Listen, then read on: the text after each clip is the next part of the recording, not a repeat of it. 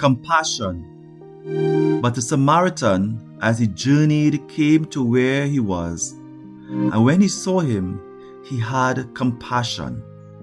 Luke 10:33. Monday of the second week of Lent. As Jesus tells the parable of the Good Samaritan, he reveals his heart to all who are listening. In his masterpiece, Jesus of Nazareth, Pope Benedict XVI reminds us that in a sense the Good Samaritan is Jesus, and we are the man who has been left for dead. Because of original sin, we are like the man in the parable. We have been wounded and left suffering at the side of the road. But just as the Good Samaritan takes the initiative to save the man left for dead, Jesus takes the initiative to come save us.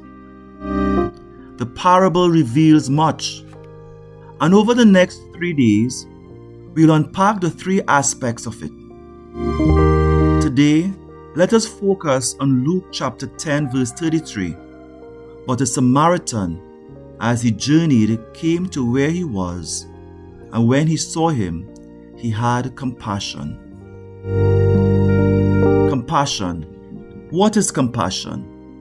When Jesus says that the Samaritan saw him with compassion, what is he telling us? The Latin root for the word compassion is pati, which means to suffer, and the prefix cum, which means with. Compassion, then, literally means to suffer with. The Good Samaritan seems unafraid of the mess he finds when he comes upon the man on the road, wounded and suffering and left for dead. He treats the man's wounds, of course, but let us not forget that the Good Samaritan also enters into the man's suffering. Jesus is love. Love is something you do. Love propels Jesus to be with us always. Jesus is compassion itself, which means Jesus desires to suffer with us.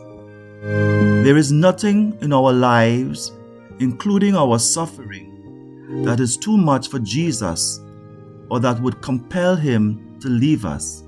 In fact, my personal experience has taught me that the place where I need healing the most is precisely the place where Jesus wants to meet me. Many of us have our own personal stories of hurt, sin, and struggle. Many of us have brought these things to the light and are free.